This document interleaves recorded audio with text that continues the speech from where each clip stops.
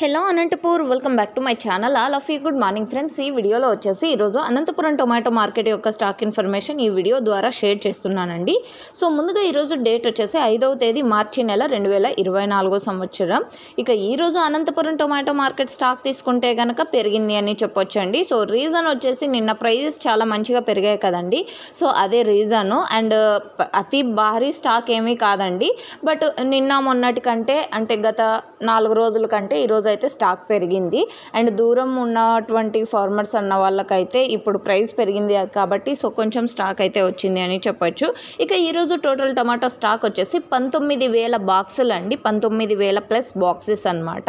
19,000 plus boxes అండి. And ఇక్కడ వచ్చేసి కేవలం 15 కిలోల టమాటో బాక్సెస్ మాత్రమే ఉంటాయి.